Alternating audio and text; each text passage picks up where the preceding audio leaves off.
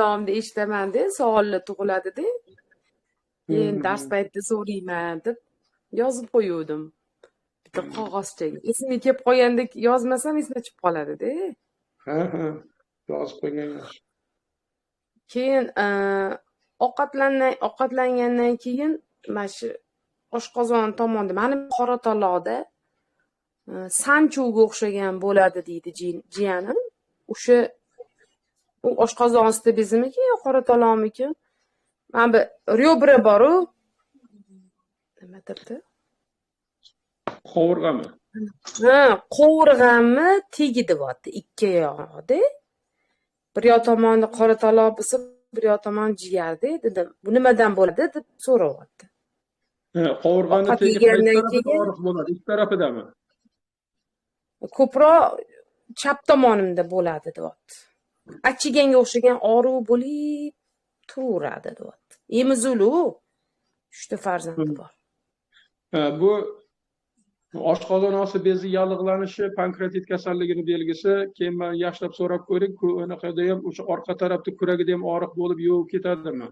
Masalan, bir sanchadida, sanchib turib, masalan, 1 minut, 2 minut sanchib turib, keyin tarqab ketishi ham mumkin. Keyin yana 1 oy, 2 oydan keyin, 3 oydan, 4 oydan keyin yana bir sanchiq bo'lib o'tishi mumkin. O'sha ko'krak anaqasida, o'sha ko'krakni, o'sha boyagi og'riq tarafini orqasida, kuragida.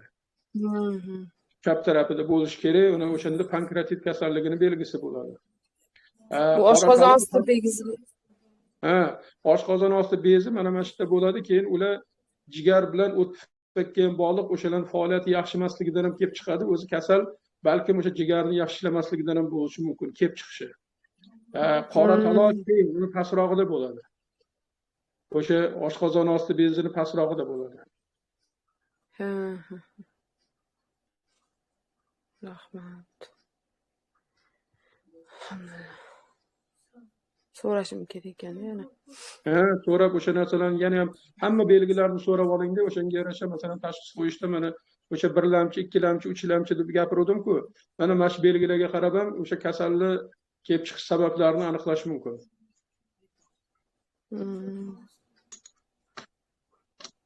Rahmat. Assalomu alaykum va rahmatullohi va barakatuh.